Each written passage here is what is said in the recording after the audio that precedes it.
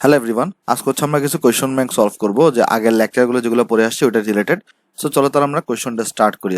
দেখ ফার্স্ট আমাকে বলতেছে, দেখো যে লুকাস বিকারক দ্বারা কিভাবে মনোহাইড্রিক অ্যালকোহলের পার্থক্য সূচক পরীক্ষা করা হয়। এই জিনিসটা কিন্তু আমরা অনেক ডিটেলসে পড়ে আসছি অ্যালকোহলের মধ্যে।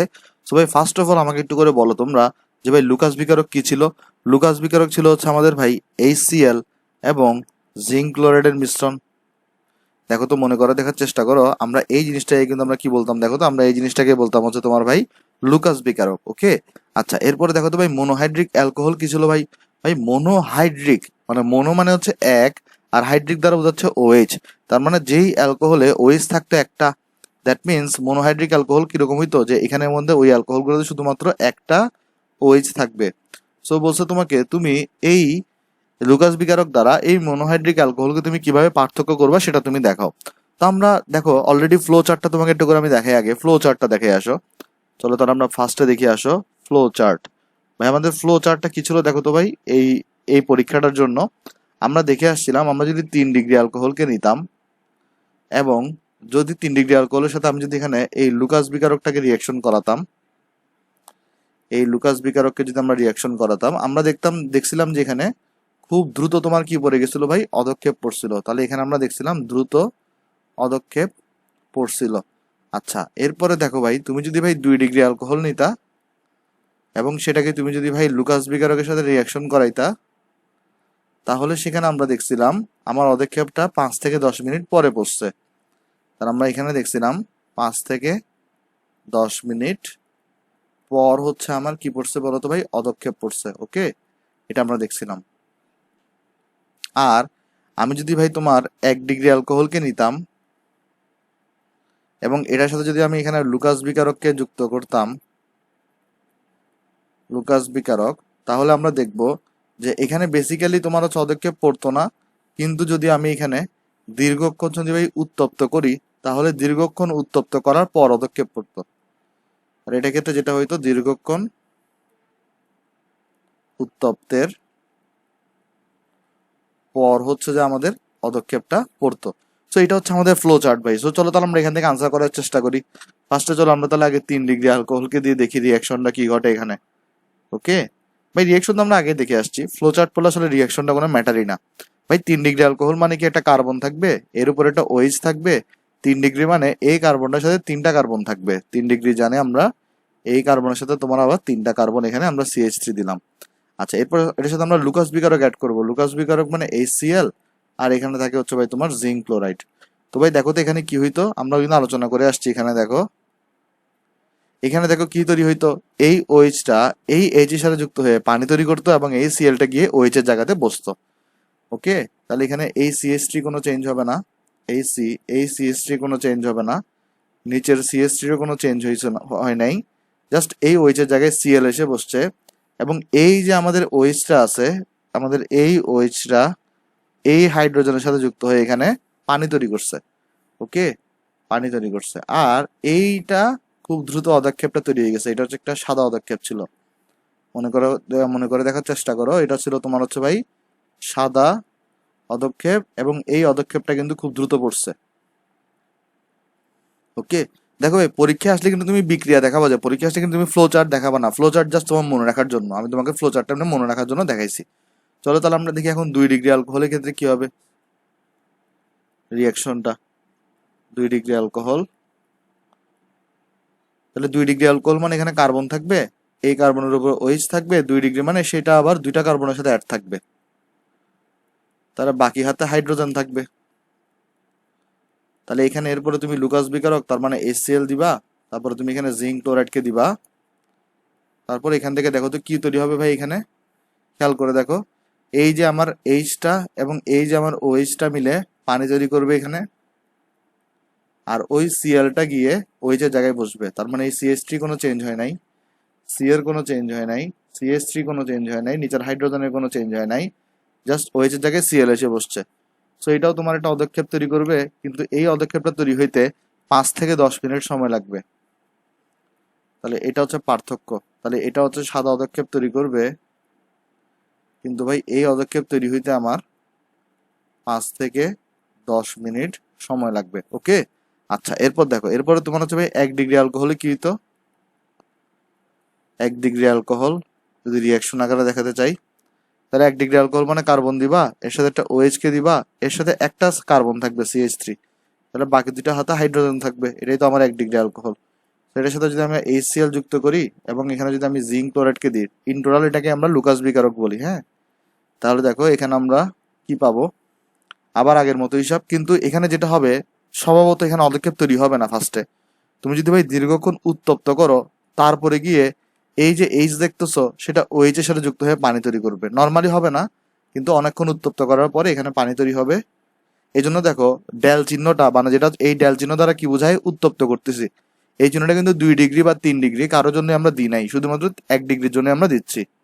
দেন এখান থেকে তাহলে এই হাইড্রোজেনের কোনো চেঞ্জ হয় নাই, এই কার্বন নিচের হাইড্রোজেনের কোনো চেঞ্জ হয় নাই, এই পাশে CH3 কোনো চেঞ্জ হয় নাই, কিন্তু এটাতে Cl এসে বসবে কারণ OH সরে গেছে। আর এটাও তোমার অদক্ষেপ হবে, সাদা অদক্ষেপ, কিন্তু এখানে দীর্ঘক্ষণ উত্তপ্ত করা লাগছে, ওকে। নর্মালি কিন্তু রিয়েকশন হবে না, কিন্তু দীর্ঘক্ষণ উত্তপ্ত করলে তোমার হচ্ছে ভাই এখানে সাদা পদক্ষেপ তৈরি হবে। এটার আমরা কি করছি ভাই, দীর্ঘক্ষণ উত্তপ্ত করছি। তো আশা করি জিনিসটা তোমাদের কাছে ক্লিয়ার হয়েছে। চলো আমরা নেক্সটে যাই ভাই। নেক্সটে দেখো একটা ইন্টারেস্টিং কোয়েশ্চন আছে, সেটা তোমাকে কি বলা হয়েছে এখানে দেখো। কোয়েশ্চনটাতে বলতেছে নিম্নোক্ত রাসায়নিক পদার্থের মধ্যে গঠনের মূল পার্থক্য লেখো। দেখো তাহলে আমার এখানে যৌগ কি কি দেওয়া আছে, একটা হচ্ছে অ্যান প্রোপানল, একটা হচ্ছে ভাই আইসোপ্রোপানল। তো যারা নামকরণ পড়ে আসছো নিশ্চয়ই জানবা এই অ্যান প্রোপানল আসলে বেসিক্যালি ভাই আর কিছুই না, 1 degree propanol. Okay, an propanol, an দ্বারা আমরা কি বুঝাই ভাই, এটা দ্বারা আমরা বুঝাই 1 ডিগ্রি প্রোপানল, বা অ্যান দ্বারা আসলে বেসিক্যালি 1 ডিগ্রি বোঝানো হয়, অর্থাৎ অ্যান প্রোপানল মানে 1 ডিগ্রি প্রোপানল, এগুলো কিন্তু আমরা পড়ে আসছি সবগুলা। ওকে, আর আইসো প্রোপানল, এটা মানে তোমার কি ছিল ভাই, এটা মানে ছিল তোমার হচ্ছে ভাই 2 ডিগ্রি প্রোপানল, আর এটা ছিল নিও, সেটা ছিল তোমার 3 ডিগ্রি। তো নামকরণ যারা পড়ে আসছো নিশ্চয়ই এটা সবার মনে আছে। আচ্ছা, তো তোমাকে এখানে বেসিক্যালি কোয়েশ্চনটা করা হয়েছে যে এই যে নির্মুক্ত রাসায়নিক পদার্থসমূহের মধ্যে গঠনের মূল পার্থক্য উল্লেখ করো। মানে বেসিক্যালি অ্যান প্রোপানল এবং আইসোপ্রোপানল অর্থাৎ 1 ডিগ্রি এবং 2 ডিগ্রি প্রোপানলের মধ্যে গঠনের মধ্যে কি পার্থক্য আছে সেটা তোমাকে মানে পার্থক্যটা উল্লেখ করতে বলছে। তাহলে ভাই যদি আমি প্রথমে অ্যান প্রোপানলকে আঁকার চেষ্টা করি, অ্যান প্রোপানল যেটা আছে এটাকে যদি আমরা আঁকার চেষ্টা করি, দেখো তো এটাতে একটা 1 ডিগ্রি অ্যালকোহল। প্রোপানল মানে ভাই 3টা কার্বন থাকবে, অর্থাৎ CH3 CH2 OH থাকবে। আর দেখো তো আইসোপ্রোপানল যেটাকে আমরা 2 ডিগ্রি অ্যালকোহল বলতেছি, ওকে, বা 2 ডিগ্রি প্রোপানল বলতেছি। দেখি তাহলে এটার স্ট্রাকচার কি হবে ভাই। দেখো এখানে প্রোপানল মানে 3টা কার্বন থাকবে, কিন্তু আইসো বা 2 ডিগ্রি যেহেতু, তাহলে ওএইচটা কিন্তু মাঝখানে থাকবে, কারণ ওএইচটা যে কার্বনে যুক্ত সেই কার্বনের সাথে কিন্তু আবার 2টা কার্বনের অ্যাড থাকতে হবে। ওকে, তাহলে এখানে তুমি একটা হাইড্রোজেনকে দাও, এখানে CH3 দাও, এখানে তুমি CH3 দাও, তাহলে এটা একটু সুন্দর করে দিই, এই CH3 এটা। তাহলে এইটা হচ্ছে আমাদের ভাই অ্যান প্রোপানল, এইটা হচ্ছে আমাদের ভাই আইসোপ্রোপানল। ওকে, সো আমাকে দেখো ভাই বলছে কি এখানে, আমাকে বলছে হচ্ছে এই দুইটার মধ্যে গঠনের মূল পার্থক্য উল্লেখ করো। তাহলে দেখো তুমি কি জিনিসটা ফিল করো, এখানেও 3টা কার্বন, এখানেও 3টা কার্বন, এখানে অক্সিজেন একটা, এখানে অক্সিজেন একটা, এখানে হাইড্রোজেন দেখো তো কয়টা, 3টা 5টা 7টা 8টা, এখানে 3টা 6টা 7টা 8টা, তাহলে এদের কিন্তু কার্বন অক্সিজেন হাইড্রোজেন সংখ্যা কিন্তু পরস্পর সমান, কিন্তু একটা পার্থক্য আছে গঠনে। কি পার্থক্য ভাই, দেখো এটা একটা স্ট্রেট লাইন, অর্থাৎ একটা শাখাবিহীন, কিন্তু দেখো এখানে কিন্তু একটা শাখা যুক্ত আছে, এখানে কিন্তু একটা দেখো শাখা বের হয়েছে এখান থেকে। ওকে, OH এর একটা শাখা বেরিয়েছে, অর্থাৎ এদের গঠনের মধ্যে মূল পার্থক্য হচ্ছে অ্যান প্রোপানলে তোমার কি থাকে বলতো, অ্যান প্রোপানলটা হয় শাখাবিহীন, কিন্তু এটা হয় কিন্তু শাখা যুক্ত। ওকে, তাহলে এখানে আমরা বলতে পারি যে অ্যান প্রোপানল যেটা আছে আমাদের, অ্যান প্রোপানল যেটা আছে এটা হচ্ছে আমাদের ভাই শাখাবিহীন, এন এটা কোনো কিন্তু শাখা নাই। আর আইসোপ্রোপানল যেটা আছে, এখান থেকে দেখো এখান থেকে কিন্তু একটা OH এর একটা শাখা বেরিয়েছে, তাহলে এটা কিন্তু তোমার হচ্ছে ভাই শাখা যুক্ত। এটা একটা বেসিক পার্থক্য। আরেকটা পার্থক্য তুমি কি বলতে পারো, এটাতে একটা পার্থক্য গেল, পার্থক্য নাম্বার 1 গেল। আরেকটা পার্থক্য তুমি কি বলতে পারো, বলতে পারো যে এই অ্যান প্রোপানলে OH-টা যেই কার্বনে যুক্ত সেই কার্বনটা একটা কার্বনের সাথে যুক্ত, কিন্তু এখানে দেখো আইসোপ্রোপানলে OH-টা যেই কার্বনে যুক্ত ওই কার্বনটা আবার দুইটা কার্বনের সাথে যুক্ত। এটা একটা কার্বন, এটা একটা কার্বনের সাথে যুক্ত, তাহলে এটা একটা পার্থক্য। অর্থাৎ তুমি এখানে জিনিসটা লিখতে পারো কি, যে অ্যান প্রোপানলে কার্যকরীমূলক যে কার্বনের সাথে যুক্ত সেই কার্বনটা আবার একটা কার্বনের সাথে যুক্ত। একটা জিনিস দেখো তো ভাই, আমরা জানি কার্যকরীমূলক যে কার্বনে যুক্ত থাকে তাকে আমরা কি বলি, আলফা কার্বন। আলফা কার্বনের সাথে, সরি ভাই একটু ইন্টারাপশন হয়েছে, তো যেটা বলতেছিলাম আমরা এখানে, যে আমার এই যে কার্যকরীমূলকটা যে কার্বনের সাথে যুক্ত সেটাকে আমরা বলতেছি আলফা কার্বন। ওকে, আর আলফা কার্বনের সাথে যে কার্বনটা যুক্ত তাকে আমরা বলি বিটা কার্বন, এবং বিটা কার্বনের সাথে যে কার্বন যুক্ত তাকে আমরা বলি গামা কার্বন। তাহলে এখানে দেখো, এই কার্যকরীমূলক হচ্ছে এখানে OH, তাহলে OH-টা যে কার্বনের সাথে যুক্ত তাকে আমরা আলফা কার্বন বলতেছি, আলফা কার্বনের সাথে যে কার্বনগুলো যুক্ত তাকে আমরা বলতেছি বিটা কার্বন। তাহলে এদের মধ্যে আরেকটা পার্থক্য তুমি কি উল্লেখ করতে পারো গঠনে, বলতে পারো যে এই যোগে বিটা কার্বন থাকে একটি, কিন্তু এই যোগে বিটা কার্বন থাকে তোমার হচ্ছে ভাই দুইটি, আর এই যোগে একটা গামা কার্বন থাকে, কিন্তু এই যোগে কিন্তু কোনো গামা কার্বন নাই। সো এগুলো তুমি লিখতে পারো। সো এখানে যেহেতু মূল পার্থক্য লিখতে বলছে, তাই আমি শাখাবিহীন এবং শাখাযুক্ত লিখলাম, আরো অনেকগুলো পার্থক্য আমি ওখানে অলরেডি বলে দিলাম।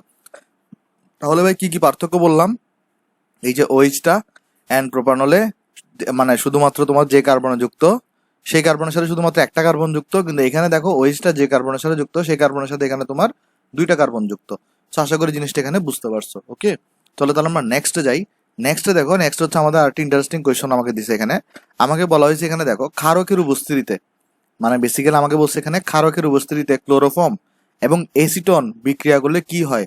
দেখো ভাই, এটা যখন আমরা ক্লোরোফর্ম পড়ছি তখন কিন্তু এটা আমরা বিক্রিয়াটা খুব ভালোভাবে পড়ে আসছিলাম, এটা তোমরা মনে করার চেষ্টা করে দেখো। আমি তোমাকে চলো মনে করাই দিই যদি মনে না পড়ে। আচ্ছা, প্রথমে আমাকে একটু জিনিস বলো ভাই, এসিটন জিনিসটা কি? এসিটন মানে হচ্ছে তোমার কিটন, আর আমরা সবাই কিটনের সংকেত জানি, সেটা কোনটা, CH3 C double bond CH3। Okay, CH3 C double bond CH3, এটা হচ্ছে আমাদের কিটনের সংকেত। আচ্ছা, তাহলে দেখো ভাই আমাকে বলতেছে কি, ক্ষারকের উপস্থিতিতে, তাহলে ক্ষারক হিসেবে ধরো সাপোজ আমি পটাশিয়াম হাইড্রোক্সাইড নিচ্ছি, তুমি সোডিয়াম হাইড্রোক্সাইড নিতে পারো, কোনো সমস্যা নেই। ক্লোরোফর্ম, ক্লোরোফর্ম কোনটা ভাই, CH Cl3। এটার সাথে কি এসিটন বিক্রিয়া করলে, মানে কিটন বিক্রিয়া করলে কি হয় সেটা আমাকে ব্যাখ্যা করতে বলছে। ভাই দেখো, চলো আমরা লিখে আসো। আচ্ছা দেখো তো ভাই, আমরা এই কিটনটাকে এভাবে লিখতে পারি কিনা, কার্বনটাকে এখানে দিলাম, তারপরে তোমার হচ্ছে ভাই অক্সিজেনটাকে এখানে লিখলাম, আর CH3 গুলোকে এই পাশে লিখলাম।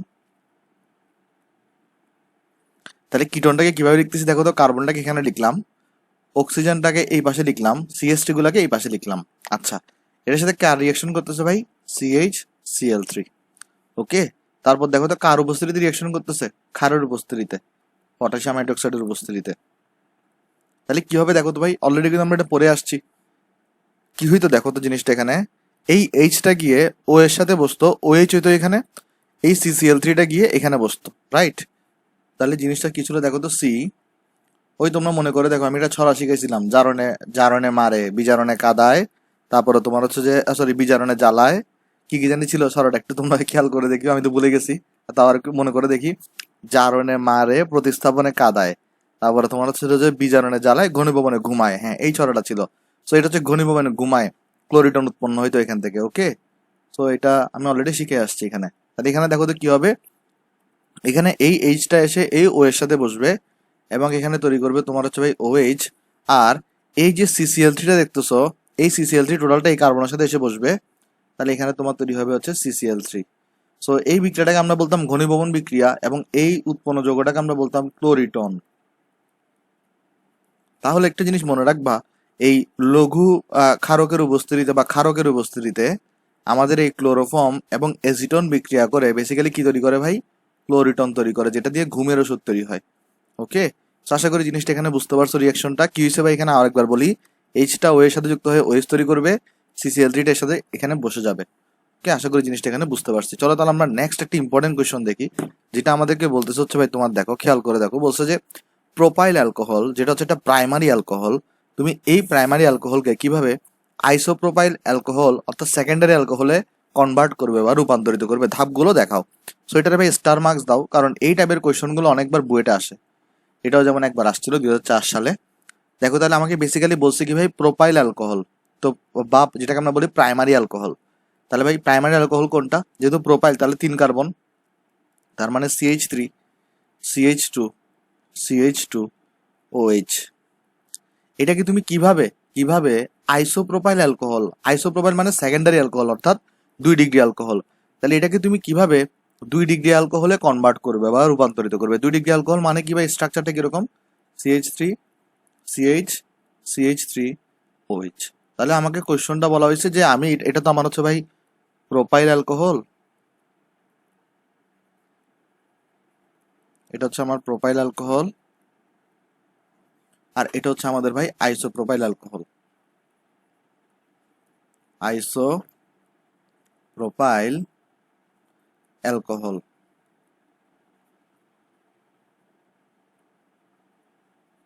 আচ্ছা, তাহলে দেখো ভাই এই যে প্রোপাইল অ্যালকোহলকে তোমাকে কোয়েশ্চেন করছে কিভাবে তুমি আইসোপ্রোপাইল অ্যালকোহলে কনভার্ট করবে। আচ্ছা, তো এখন দেখো তুমি বুঝতেছো কি করা লাগবে তোমার, সেটা হচ্ছে যে এই ওয়েজটাকে, আগে তো ওয়েজটা একদম কিনারে যুক্ত ছিল, এখন ওয়েজটাকে মাঝখানে আনতে হবে, এটাই হচ্ছে বেসিক্যালি তোমার কাজ। দেখো তো জিনিসটা আমরা বুঝতেছি কিনা এখানে।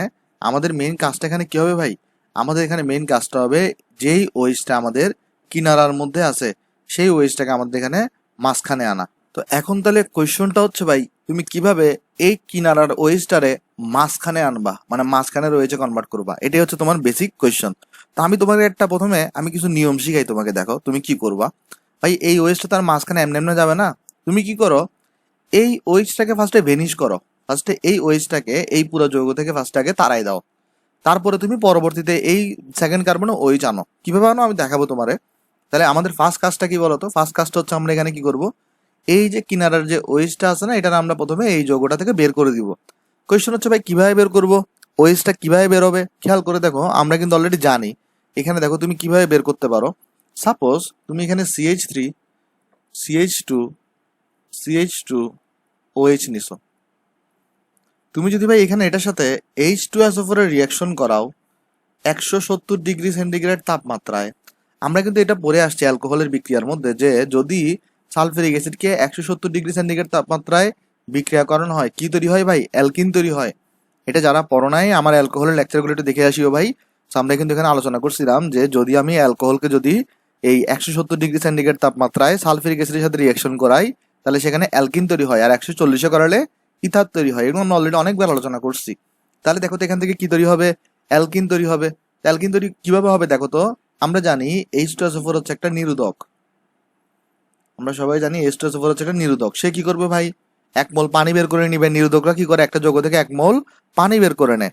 তাহলে সে যেটা করবে, এখান থেকে OH কে সরাবে এবং এই পাশের কার্বন থেকে একটা হাইড্রোজেনকে নিবে। তাহলে এই পাশের কার্বন থেকে একটা হাইড্রোজেন আর এই OH কে নিয়ে এখানে কি তৈরি করবে, পানি তৈরি করবে। তাহলে এখন আছে কি কি ভাই, এই CH3 তো আনচেঞ্জড অবস্থায় আছে, CH3 কে দাও। তারপর এই যে CH2, এখান থেকে তো একটা হাইড্রোজেন চলে গেছে পানি তৈরিতে, তাহলে এখানে CH আছে। আর এখানে দেখো CH2 আছে, এখানে থেকে OH তো আর নাই, তাহলে এখানে CH2 আছে। তাহলে একটা জিনিস তুমি খেয়াল করে দেখো, এখানে CH এই কার্বনটার একটা হাত, দুইটা হাত, তিনটা হাত, এই কার্বনেরও একটা হাত, তিনটা হাত, দুইটা মিলে তিনটা হাত, তাহলে কিন্তু একটা হাত করে কিন্তু শর্ট আছে। তাহলে এখানে এদের মধ্যে কি দিয়ে দাও, একটা ডাবল বন্ড দিয়ে দাও। এই জন্যই বলছিলাম এখানে আমরা যদি আমরা অ্যালকোহলকে এই H2SO4 এর সাথে 170 ডিগ্রি সেন্টিগ্রেড তাপমাত্রায় বিক্রিয়া করাই, তাহলে সেখান থেকে অ্যালকিন তৈরি হয়। তো তৈরি হলো ভাই, এটা তো আমার লাভটা কি হয়েছে। দেখো এবার তুমি কি করবে, এবার তুমি এখানে একটা জিনিস খেয়াল করো তো, যেই এখানে অ্যালকিনটা তৈরি হয়েছে সেটা কিন্তু অপ্রতিসম অ্যালকিন। কেন? কারণ ডাবল বন্ডে যে কার্বনগুলো অংশগ্রহণ করছে, একটার মধ্যে হাইড্রোজেন আছে একটাতে হাইড্রোজেন আছে দুইটা। তো তুমি কি করো এবার, অপ্রতিসম অ্যালকিন, যেহেতু অপ্রতিসম অ্যালকিন সবসময় কাকে ফলো করে, মার্কোনিকভ নীতিকে ফলো করে। তাহলে তুমি এখানে মার্কোনিকভ নীতিকে অ্যাপ্লাই করো। তাহলে দেখো CH3 CH CH2 এটা একটা অপ্রতিসম অ্যালকিন, তুমি তাহলে এখানে HBr কে যুক্ত করো। আমরা জানি মার্কোনিকভ নীতিতে আমরা অপ্রতিসম বিকারক অর্থাৎ HBr HCl এগুলোকে যুক্ত করি। তো এটা যুক্ত করলে কি হবে ভাই, দেখো মার্কোনিকভ নীতিতে আমরা কি জানি ভাই, তেলা মাথায় তেল দেওয়া। অর্থাৎ দেখো তো এই দুইটা কার্বনের মধ্যে হাইড্রোজেন বেশি এর মধ্যে, তাহলে এই হাইড্রোজেনটা গিয়ে এর সাথে বসবে, বিআরটা গিয়ে এখানে বসবে।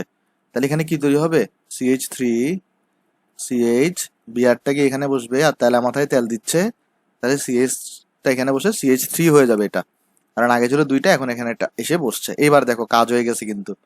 এবার এখানে আমার বিআর আছে না, আমার এখন কাজটা কি হবে, আমার তো এই যৌগটা তৈরি করতে হবে, রাইট? তো এই বিআরের জায়গায় তাহলে আমার কাকে আনতে হবে, OH কে আনতে হবে। এখন তুমি বলবে ভাই কিভাবে আনবো আমি বিআরের জায়গায় OH কে, দেখো একটু চিন্তা করো তাহলে হবে, কিন্তু টেকনিক কিন্তু আমি তোমার শিখাইছি।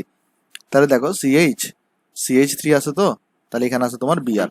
একটা জিনিস বুঝো, এই OH কে বিআর এর জায়গায় বসাতে হবে, অর্থাৎ OH কে এই বিআর এর জায়গায় প্রতিস্থাপন করানো লাগবে। তো প্রতিস্থাপন আমরা কাকে দিয়ে করাই ভাই? পটাশিয়াম হাইড্রোক্সাইডের অ্যাকুয়াস কন্ডিশন দিয়ে করাই, রাইট? তাহলে করালে কি হবে দেখো তো, এখানে যে OH-টা এসে এই বিআর এর জায়গায় বসবে, বিআরটা কে এর সাথে যুক্ত হয়ে এখানে তৈরি করবে কে বিআর আর পটাশিয়াম ব্রোমাইড। আর এখানে চমৎকার ভাবে তৈরি হয়ে গেছে তোমার CH3 CH CH3, আর এটার উপরে তোমার এখানে OH। তাহলে ভাই দেখো, এই যে তোমার OH-টা কিনারায় ছিল সেটা কিন্তু এখন মাঝখানে চলে আসছে। তাহলে এটা ছিল তোমার হচ্ছে ভাই প্রোপাইল অ্যালকোহল, প্রোপাইল অ্যালকোহল। তাহলে এখান থেকে হচ্ছে আমাদের তৈরি হয়ে গেছে ভাই আইসো প্রোপাইল অ্যালকোহল, কারণ এটা 2 ডিগ্রি অ্যালকোহল তৈরি হয়ে গেছে। ওকে, আশা করি জিনিসটা বুঝতে পারছো ভাই। আমি একটা স্টেপগুলো ব্যাখ্যা করি এখানে কি করছি আমরা। এখানে ফার্স্ট স্টেপে আমরা OH কে সরাইছি নিরোধক দ্বারা, পানি হিসেবে বের করে দিছি।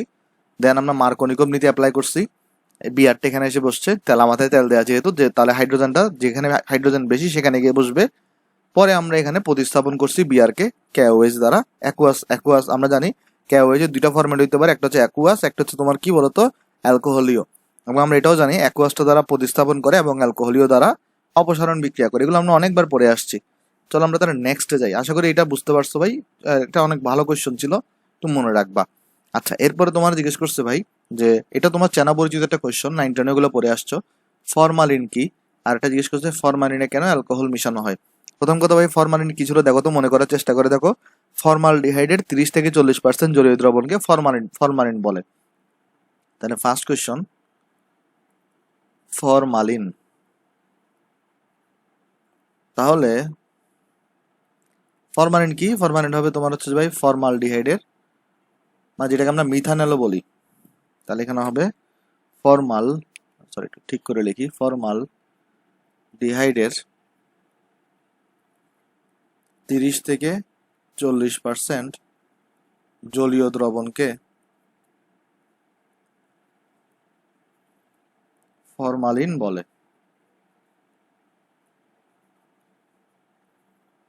আচ্ছা, সেকেন্ড কোয়েশ্চন তোমার কি করা হয়েছে দেখো। সেকেন্ড কোয়েশ্চন করা হয়েছে ফরমালিনে আমরা কেন অ্যালকোহল মিশাই। খেয়াল করো তো ভাই, ফরমালিন আসলে বেসিক্যালি কি, ফর্মালডিহাইডের একটা দ্রবণ না।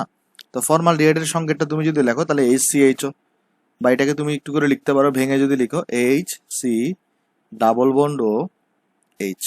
ওকে, আচ্ছা, তাহলে এখন একটা জিনিস দেখো, এখানের মধ্যে কি আছে ভাই, এই যৌগটার মধ্যে কিন্তু ডাবল বন্ড আছে। আমরা জানি যে সকল যৌগে ডাবল বন্ড থাকে বা ট্রিপল বন্ড থাকে তারা কিন্তু বেসিক্যালি পলিমারকরণ বিক্রিয়ায় অংশগ্রহণ করতে চায়।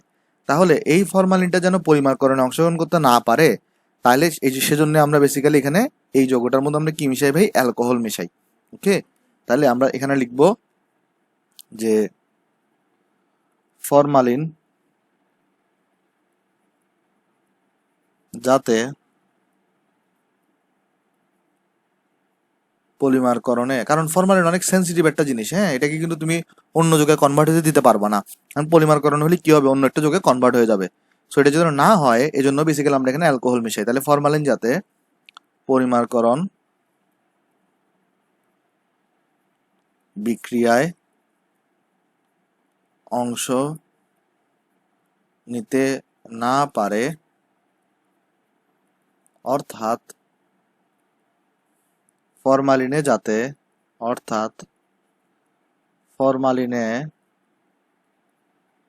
যাতে পলিমার তৈরি না হয়, এজন্য ফরমালিনে অ্যালকোহল মেশানো হয়। ফরমালিনে অ্যালকোহল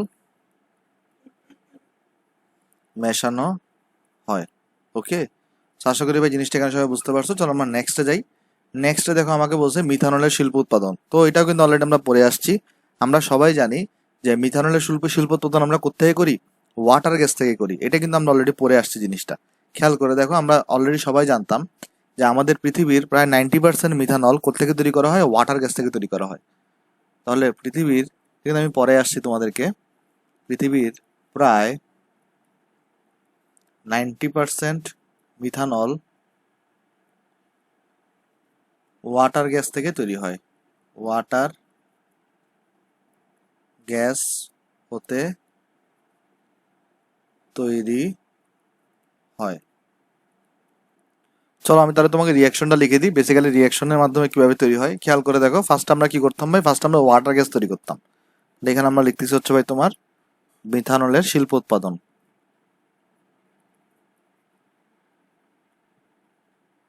শিল্প উৎপাদন, ঠিক আছে। তো কিভাবে করতাম চলো একটু দেখি আমরা এখানে। ভাই বেসিক্যালি ফার্স্ট আমরা ওয়াটার গ্যাস তৈরি করতাম। ওয়াটার গ্যাস কিভাবে তৈরি করতাম, লোহিত তপ্ত কোক প্লাস এটার সাথে যদি আমরা স্টিমকে চালনা করতাম প্রায় হচ্ছে তোমার 1300 ডিগ্রি সেন্টিগ্রেড তাপমাত্রায়। আমরা এটা অ্যালকোহল প্রস্তুতির সময় দেখে আসছিলাম। তখন আমাদের এখানে তৈরি হইতো ওয়াটার গ্যাস, অর্থাৎ CO gas plus H2 gas. এটাকে আমরা একত্রে বলতাম তোমার হচ্ছে ভাই ওয়াটার গ্যাস। তাহলে এখানে আমরা করছি কি কি দেখো তো। এটা হচ্ছে ভাই তোমার লোহিত তপ্ত কোক, এটার সাথে বেসিক্যালি আমরা ভাই স্টিম চালনা করছি। এখান থেকে আমরা পাইছি হচ্ছে তোমার ভাই ওয়াটার গ্যাস। আর এই ওয়াটার গ্যাসের সাথে তুমি যদি সিও প্লাস H2 গ্যাস, এই ওয়াটার গ্যাস এটার সাথে তুমি যদি ভাই ফার্দার যদি হাইড্রোজেন গ্যাসকে যুক্ত করো, তবে এই ক্ষেত্রে এবার কিছু প্রভাবক ছিল। কি কি ছিল দেখো, কপার অক্সাইড ছিল, জিঙ্ক অক্সাইড ছিল, অ্যালুমিনিয়াম অক্সাইড ছিল, অথবা মানে অ্যালুমিনিয়াম অক্সাইড বা ক্রোমিয়াম অক্সাইড থেকে যে কোনো একজনকে নিবা। তারপরে তোমার এখানে একটা টেম্পারেচার দেওয়া ছিল আর একটা চাপ দেওয়া ছিল। ওগুলো এত ইম্পর্টেন্ট না, জাস্ট এই দুটাই ইম্পর্টেন্ট।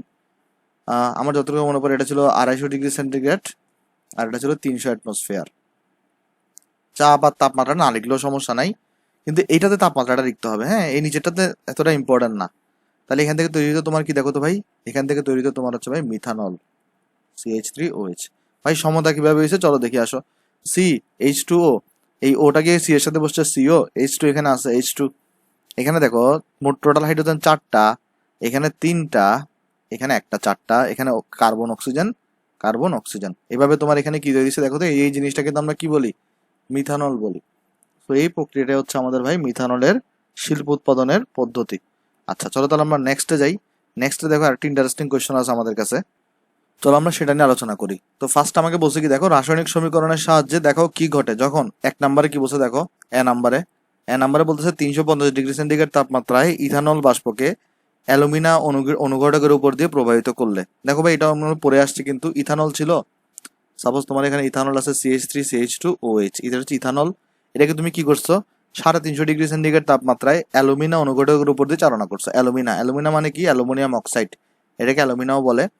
তাহলে ইথানলকে তুমি এই অ্যালুমিনার অনুঘটের উপর দিয়ে 350 ডিগ্রি সেন্টিগ্রেড তাপমাত্রায় চালনা করছো। তোমাকে জিজ্ঞেস করছে কি তৈরি হবে। তো ভাই দেখো আমরা একটা নোট লিখে দিই, আমরা অলরেডি শিখে আসছিলাম আগেই। এই যে আমার সালফিউরিক অ্যাসিড, অ্যালুমিনিয়াম অক্সাইড, এদেরকে সবগুলোকে আমরা কি বলি ভাই, এদের সবগুলোকে আমরা বলি হচ্ছে ভাই নিরোধক। তো ভাই নিরোধকের কাজটা কি, নিরোধকের কাজটা হচ্ছে পানি বের করে ফেলা। কিভাবে বের করবে, একটা কার্বন থেকে OH নিবে, পাশের কার্বন থেকে হাইড্রোজেনকে নিবে, তাহলে এখানে নিয়ে এখানে তোমার পানি তৈরি হবে। এবং তোমার এখানে দেখো তাহলে ফার্স্টের কার্বনটাতে তাহলে একটা হাইড্রোজেন কমে গেছে, তাহলে CH2 আছে, ডাবল বন্ড হবে, CH2 আছে। ডাবল বন্ড কেন হচ্ছে ভাই, কারণ সে একটা হাইড্রোজেনকে হারাই ফেলছে, এ একটা OH কে হারাইছে। সো এইভাবে তোমার এই 350 ডিগ্রি সেন্টিগ্রেড তাপমাত্রায় ইথানল বাষ্পকে অ্যালুমিনিয়াম অনুঘটকের উপর দিয়ে প্রবাহিত করলে তুমি পাচ্ছ হচ্ছে ভাই কি বলতো ভাই, অ্যালকিন পাচ্ছ, ওকে, বা ইথিন পাচ্ছ। তো আমরা তাহলে নেক্সটে যাই। নেক্সট আমাকে বলছে হচ্ছে ভাই বেনজালডিহাইড তোমার হচ্ছে ভাই ফসফরাস পেন্টাক্লোরাইডের সহিত বিক্রিয়া করলে কি হবে। ভাই খুবই সিম্পল একটা বিক্রিয়া, দেখো আমি তোমাকে দেখাই। ফার্স্ট কোয়েশ্চন, বেনজালডিহাইড কি ভাই, বেনজালডিহাইড মানে তুমি হচ্ছে একটা বেনজিন আঁকবা, এর উপর একটা অ্যালডিহাইড আঁকবা, অ্যালডিহাইডের মূলক আঁকবা অর্থাৎ CHO। তাহলে দেখো এখানে তুমি একটা বেনজিন আঁকছো, তাহলে এখানে তুমি একটা বেনজিন আঁকছো। এই বেনজিন আঁকার পরে এটার উপর একটা তুমি কি দিয়ে দিছো ভাই, একটা CHO দিয়ে দিছো। সুন্দর করে আঁকে আমি একটু, এটার উপরে তুমি একটা CHO দিছো। সো ভাই বেসিক্যালি এই জিনিসটাই হচ্ছে তোমার কি বলতো ভাই, বেনজালডিহাইড, ওকে। আচ্ছা তো তুমি কি করছো ভাই, এই বেনজালডিহাইড ফসফরাস পেন্টাক্লোরাইড, যেটাকে আমরা বলি হচ্ছে ভাই তোমার PCl5 এর সাথে রিয়াকশন করাচ্ছ। আমি তোমাকে কি টেকনিক শিখাইছি দেখো, যদি কখনো PCl5 এমন একটা যৌগের সাথে রিয়াকশন করে যে যৌগে একটা অক্সিজেন আছে, ভাই অবভিয়াসলি এখানে তৈরি হবে পকল 3। অন্য কিছু তৈরি হোক আর না হোক, এখানে অবভিয়াসলি কি তৈরি হবে তোমার, এখানে ভাই পকল 3 তৈরি হবে, ওকে। তাহলে আমি জিনিসটা আবার তোমার বুঝাই বলি। যে ধরো তোমার কাছে যদি ফসফরাস পেন্টাক্লোরাইড থেকে PCl5, এটা যদি এমন একটা যৌগের সাথে রিয়াকশন করে যে যৌগটাতে অক্সিজেন আছে, অবভিয়াসলি এখানে তৈরি হবে পকল 3। ভাই পকল 3 কিন্তু এটা অরিজিনাল নাম না, আমি জাস্ট একটু তোমাকে মনে রাখার জন্য বলতেছি, POCl3 পকল 3 তৈরি হবে। তাহলে দেখো তো বাকিটা তৈরি হয়ে যাবে। এখানে কি কি তৈরি হবে দেখো, এখানে এই বেঞ্জালডিহাইডটাকে তুমি আঁকো। জিনিসগুলো খুব সিম্পল ভাই, এগুলো এত মুখস্থ রাখারও কিছু নাই, জাস্ট টেকনিক অবলম্বন করবা, টেকনিক ফলো করবা, ইজিলি আনসার করে ফেলতে পারবা। দেখো এবার কি হবে, এখানে একটা জিনিস দেখো, এখানে অক্সিজেন তো চলে গেছে পকল 3-তে, তাহলে এখানে আছে CH, এখানে PCl5 ছিল, 3টা ক্লোরিন এখানে খরচ হয়ে গেছে, আর ক্লোরিন আছে কয়টা? 2টা, তাহলে 2টা ক্লোরিন মিলে এই CH এর সাথে যুক্ত হয়ে CHCl2 তৈরি করবে এখানে। ওকে, তাহলে এখানে দেখো তো জিনিসটা কি তৈরি হলো ভাই। এখানে আমি তোমাকে জিনিসটা আবার বুঝাই বলি, দেখো এখানে CHO আছে, এই ওটা PCl5 এর সাথে যুক্ত হয়ে POCl3 তৈরি হয়েছে, তার এখানে Cl2 আছে 2টা, ওইটা এই CH এর সাথে যুক্ত হয়ে এখানে CHCl2 যুক্ত হয়েছে। ওকে, তাহলে বেঞ্জালডিহাইড থেকে তুমি এই যৌগটা পাচ্ছ। এই যৌগের নাম কি ভাই? আমরা কিন্তু অলরেডি আলোচনা করে আসছি, এই যৌগের নাম হচ্ছে তোমার ভাই বেঞ্জাল ক্লোরাইড। আশা করি জিনিসটা এখানে সবাই বুঝতে পারছো। চলো তাহলে আমরা নেক্সটে যাই। নেক্সট আমাকে বলছে কি, দস্তা পাতলা নাইট্রিক অ্যাসিডের সাথে বিক্রিয়া করলে কি হবে, তোমাকে এটা এটা এটা তোমাকে আলোচনা করতে বলছে। চলো তাহলে আমরা আলোচনা করি, আসো যদি আমাদের মানে বিক্রিয়াটা দেখাই, আসো এখানে নিচে দেখাই। আমার দস্তা মান হচ্ছে ভাই জিঙ্ক, এই জিঙ্ক নাইট্রিক অ্যাসিডের সাথে রিয়াকশন করলে কি হবে সেটা আমাকে বেসিক্যালি ব্যাখ্যা করতে বলছে বা বিক্রিয়া আকারে দেখাতে বলছে। তো ভাই দেখো তো, অবভিয়াসলি এখানে জিঙ্ক নাইট্রেট তৈরি হবে, জিঙ্ক নাইট্রেট NO3 টু, এখানে হাইড্রোজেন তৈরি হবে। তাহলে সমতা যদি করো তাহলে এখানে এটা 2 আসবে। তাহলে কিছু দেখো তো, এই জিঙ্ক এই নাইট্রেটের সাথে যুক্ত হয়ে জিঙ্ক নাইট্রেট তৈরি হয়েছে, এখানে তার 2টা হাইড্রোজেন, এখানে 2টা H2 আছে। তাহলে এখন তোমার কোশ্চেন হতে পারে ভাই এরকম কেন হইলো, খেয়াল করো তো। তুমি যদি ভাই অলরেডি তুমি যদি তড়িৎ সক্রিয় সিরিজটা দেখো, যে ওইখানে আমরা দেখে আসছি বা ধাতুর সক্রিয় সিরিজ, জিঙ্ক কিন্তু হাইড্রোজেনের উপরে। আমরা সবাই একটা ছড়া জানি, কে না কে না এটা না, কে না কে ম্যাকাইভার এলো যেন ফিরে, সোনা পাবে হায় কোথাকার হাজিয়াস পিটাবে আমায়। তো এই ছড়াটা কিন্তু আমরা অলরেডি শিখে আসছি। আচ্ছা, যারা জানো না তাদেরকে আমি লিখে দিই, কে না কে ম্যাগাইভার এলো যেন ফিরে, ফিরে সোনা পাবে হায়, সোনা পাবে হায় কোথাকার হাজিয়াস পিটাবে আমায়, কোথাকার হাজি আস পিটাবে আমায়। তো এটা হচ্ছে ভাই তোমার ধাতুর সক্রিয়তা সিরিজ মনে রাখার জন্য একটা ছড়া। কে দ্বারা বোঝাচ্ছে পটাশিয়াম, না দ্বারা বোঝাচ্ছে সোডিয়াম, এটা দ্বারা বোঝাচ্ছে ক্যালসিয়াম, ম্যাগাইভার দ্বারা বোঝাচ্ছে ম্যাগনেসিয়াম, অ্যালো দ্বারা বোঝাচ্ছে অ্যালুমিনিয়াম, জ্যানো দ্বারা বোঝাচ্ছে জিঙ্ক, ফিরে দ্বারা বোঝাচ্ছে আয়রন, সোনা দ্বারা বোঝাচ্ছে SN বা স্টেন্নাম, পিবি দ্বারা বোঝাচ্ছে পিবি বা ল্যাড, হাই দ্বারা বোঝাচ্ছে হাইড্রোজেন, এটা দ্বারা বোঝাচ্ছে কপার, এটা দ্বারা বোঝাচ্ছে মার্কারি HG, এটা দ্বারা বোঝাচ্ছে সিলভার AG, পিটাবে দ্বারা বোঝাচ্ছে প্লাটিনাম, এবং আমায় দ্বারা বোঝাচ্ছে অরাম। অর্থাৎ এই সারিতে যে উপরে থাকবে সে বেশি সক্রিয়। যেমন দেখো তো, এইখানে দেখো এই সারিটাতে এখান থেকে এভাবে গেছে, তাই না? তাহলে এই জিঙ্ক এবং হাইড্রোজেনের মধ্যে জিঙ্ক কিন্তু উপরে আছে, ঠিক আছে? জিনিসটা দেখো, এটা কিন্তু এভাবে ফ্লো চার্টটা গেছে, কে না কে ম্যাকাইভার এলো যেন ফিরে, সোনা পাবে হায় কোথাকার হাজিয়াস পিটাবে আমায়। তো যেহেতু জিঙ্কটা হাইড্রোজেন থেকে বেশি সক্রিয়, তাহলে জিঙ্ক কিন্তু হাইড্রোজেনকে প্রতিস্থাপন করে দিবে। সো এখানে এই জিনিসটা তৈরি হয়ে গেছে। ওকে, জিঙ্ক নাইট্রেট। আশা করি জিনিসটা এখানে বুঝতে পারছো ভাই। তারপরে দেখো আমাকে কি বলছে, উচ্চ চাপ ও তাপে ক্লোরোবেনজিন কপার লবণের উপস্থিতিতে অ্যামোনিয়ার সাথে বিক্রিয়া করলে কি হবে এখানে। চলো তাহলে আমরা দেখে আসো। চলো তাহলে আমি এখানেই দেখাই দিই। এখানে আমাকে বেসিক্যালি কি বলছে দেখো তো, আগের কোয়েশ্চনটাতে যে ক্লোরোবেনজিন, তাহলে ক্লোরোবেনজিন আঁকো ভাই। এটা হচ্ছে তোমার D নাম্বার কোয়েশ্চন। তাহলে তুমি এখানে একটা ক্লোরোবেনজিন আঁকো। ক্লোরোবেনজিন মানে এখানে উপরে জাস্ট একটা Cl থাকবে, D নাম্বার কোয়েশ্চন। প্লাস এটা কার সাথে রিয়াকশন করবে দেখো তো, বলছে যে কপার লবণের উপস্থিতিতে অ্যামোনিয়ার সাথে রিয়াকশন করলে। ভাই অ্যামোনিয়ার সাথে রিয়াকশন করাও, কি হবে দেখো তো ভাই। কি টেকনিক শিখছি আমরা, একটা যোগে হাইড্রোজেন আছে, একটা যোগে Cl আছে, তাহলে অবভিয়াসলি এখানে ভাই HCl তৈরি হবে। তাহলে এখানে বাকি আছে কি NH2। কেন? কারণ একটা হাইড্রোজেন চলে গেছে, ওই NH2টা কার এখানে বসবে? Cl এর এখানে। NH2টা তাহলে তোমার এখানে বসবে হচ্ছে ভাই সিএল এর এখানে যে যৌগটারে তুমি কি বলো ভাই, অ্যানিলিন বলো। NH2 এখানে এসে বসছে, এই যৌগটাকে তুমি বলো হচ্ছে ভাই অ্যানিলিন, অ্যানিলিন। আশা করি জিনিসটা এখানে বুঝতে পারছো ভাই। এই তুমি হচ্ছে ক্লোরোবেনজিনকে যদি অ্যামোনিয়ার সাথে রিয়াকশন করো তাহলে তোমার এখানে অ্যানিলিন তৈরি হবে। ওকে, তাহলে চলো আমরা আর কি আছে, আচ্ছা আরেকটা কোয়েশ্চেন আছে, চলো আমরা এটা আনসার করার চেষ্টা করি। এটাও সোজা কোয়েশ্চেন, এটা আমরা বেশ কয়েকবার পড়ে আসছি। চলো তাহলে আমরা কোয়েশ্চনটা প্রথমে দেখি এখানে আমাকে কি বলা হয়েছে। এখানে দেখো আমাকে বলছে যে কার্বিল অ্যামিন পরীক্ষা দ্বারা কিভাবে প্রাইমারি অ্যামিনকে শনাক্ত করা যায়। ওকে, সো আমাকে জিজ্ঞেস করছে কার্বিল অ্যামিন পরীক্ষা দ্বারা কিভাবে প্রাইমারি অ্যামিনকে শনাক্ত করা যায়। তো ভাই দেখো প্রাইমারি অ্যামিন যেটা সেটা দুই প্রকার হইতে পারে, আমরা জানি। প্রাইমারি অ্যামিন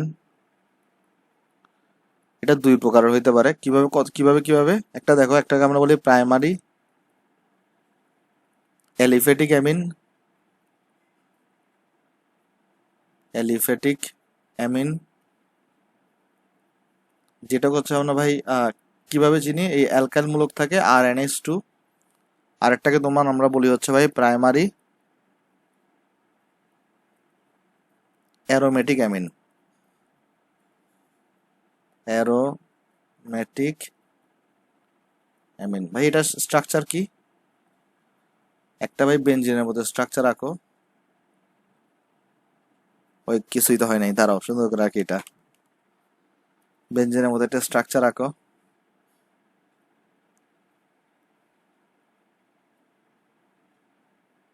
বেনজিনের মধ্যে স্ট্রাকচার আঁকার পরে ভাই এটার উপরে তুমি একটা NH2 দিয়ে দাও।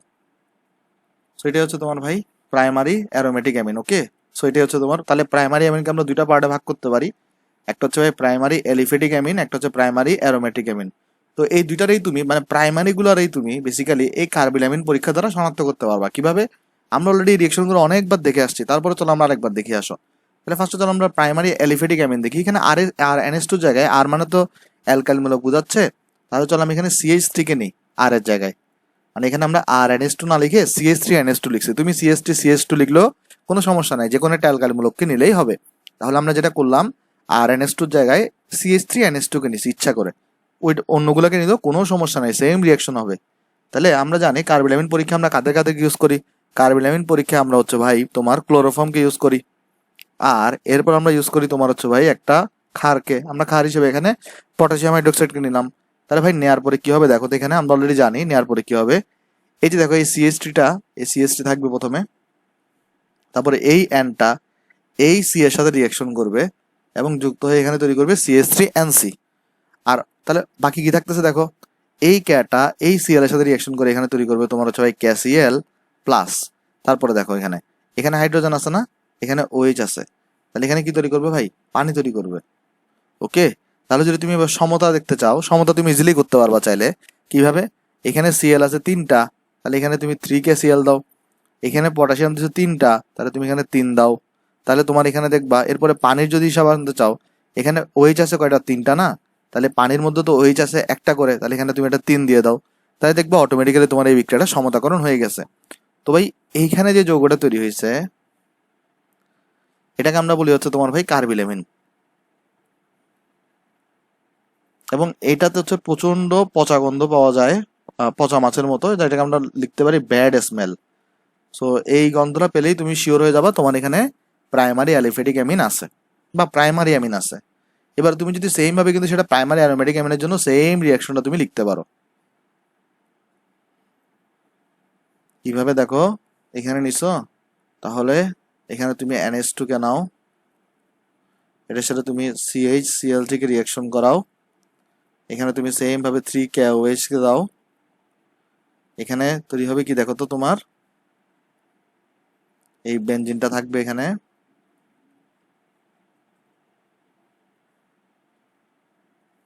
তারপর দেখো এখানে একটা জিনিস দেখো তো, এখানে হাইড্রোজেনের পরিবর্তে কার্বন বসছিল। তো এখানে হাইড্রোজেনের পরিবর্তে নাইট্রোজেনের সাথে কে বসবে, কার্বন বসবে। সেম স্ট্রাকচার, NC আসবে, 3KCl উৎপন্ন হবে, 3 পানি উৎপন্ন হবে। তো ভাই এইটারে তুমি বলো কি ভাই কার্বিল অ্যামিন। মানে যদি NC থাকে তাহলে সেটাকে আমরা বলি, দেখো CN থাকলে সেটাকে আমরা বলি সায়ানাইড, NC থাকলে সেটাকে আমরা বলি কার্বিল অ্যামিন। তো এটা তোমার কি পাওয়া যাবে, প্রচন্ড ব্যাড স্মেল পাওয়া যাবে। তো আমি আশা করতেছি তোমরা এই রিয়াকশনগুলো সবাই বুঝতে পারছো ভাই। তো আজকে তো আমরা বেশ কিছু কোয়েশ্চেন সলভ করছি। তো পড়াগুলো যদি তুমি বুঝো, ভিডিও তুমি লাইক করতে পারো ভাই, তুমি তোমার বন্ধুদের সাথে শেয়ার করতে পারো, এবং অবশ্যই অবশ্যই ভাই চ্যানেলে সাবস্ক্রাইব করতে পারো। আমরা মেবি নেক্সট দিন থেকে ফ্যানুল স্টার্ট করবো। তাহলে সবাই ভালো থাকবেন। আসসালামু আলাইকুম।